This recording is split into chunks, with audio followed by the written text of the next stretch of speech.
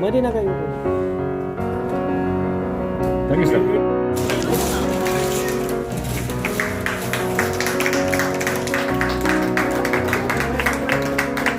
One more, किसका? मेरा?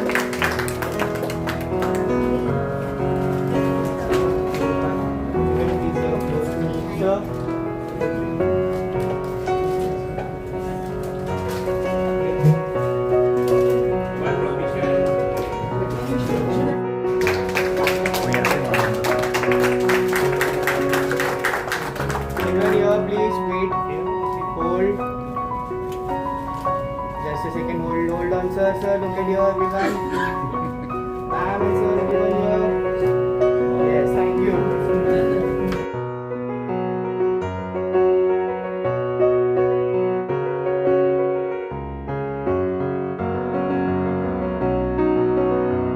Is a book that has emerged from my deepest meditation process. I was looking for an anchor in COVID, and I had Lord Shiva next to me.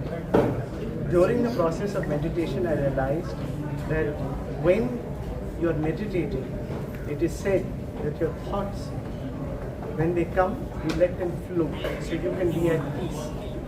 But everything that I saw around me was complete chaos. The world was in chaos, and I was in chaos. And that is when I started questioning, why? Why am I going through this? Why am I here? And I, during the meditation process, realized that there are forces that are beyond us. But at the same time, I equally realized that I have free will. Free will allows me to meditate. But the forces give me the challenges that I face. So the questions that kept pondering over my mind brought me to, is there any moksha? Will there ever be moksha? So the reason I am writing this book is to bring a perspective that maybe nobody amongst us is actually going to get moksha the way we have understood what moksha is. And this perspective doesn't come from a human. This perspective doesn't come from a God. My perspective of writing is from the universe. So whatever you see in the universe, everything is moving. There is no constant.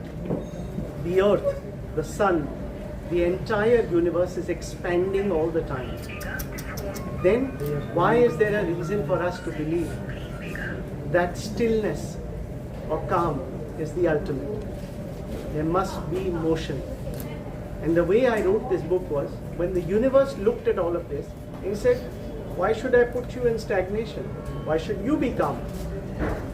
You should be moving all the time.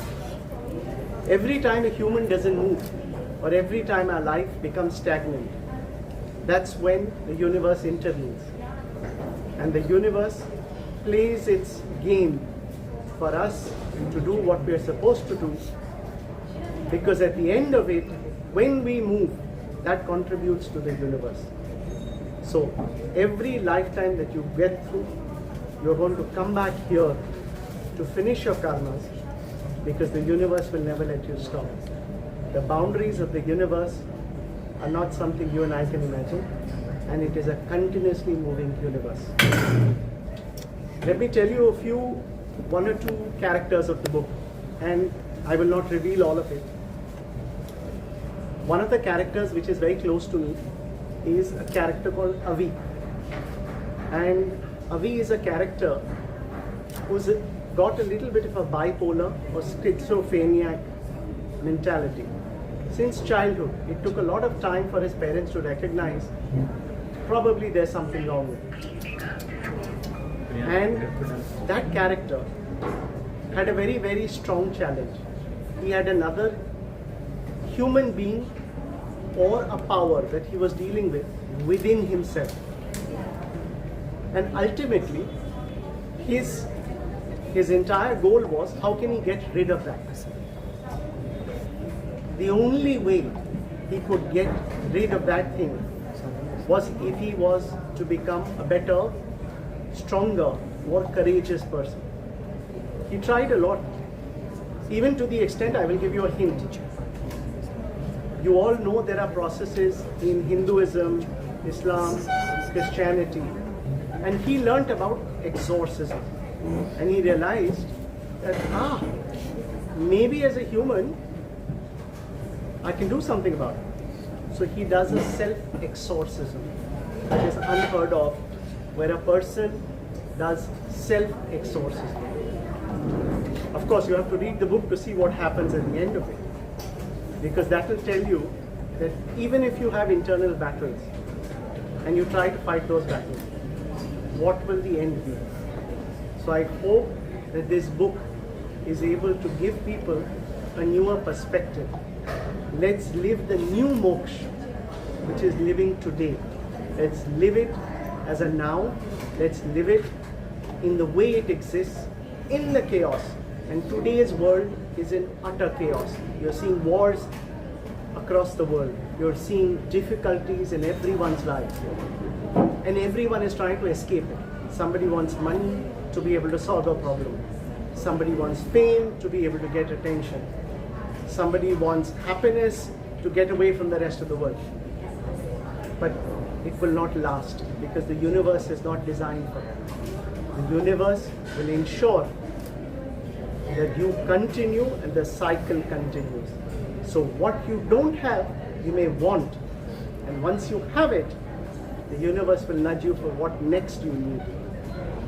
And that hopefully is going to allow people to open up their minds and bring out a new perspective of how they live their lives. So don't rely just on the book as a guide or any theory that's going to solve a problem. I think for everyone, they need to reflect within themselves of what is the most important change that matters today, and what is it that they can work with, what is it that they can live with and enjoy. And the message coming out from the end of the book is empathy. Everyone you interact with, all of you that I interact with, I'm thankful to you in every way. I learn something from every one of you. I observe, I learn, and I will carry it with me. Because one day when I have an opportunity to give back to you, that time will come. Maybe not this lifetime, maybe the next lifetime. And that's how my book would like to spread a message. Thank you. Tell us about how proud you are today. What do you want to say today to the media about yourself?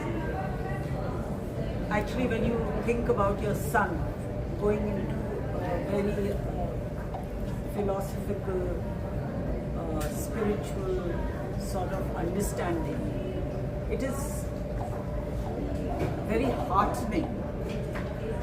I feel proud about it. But as a mother,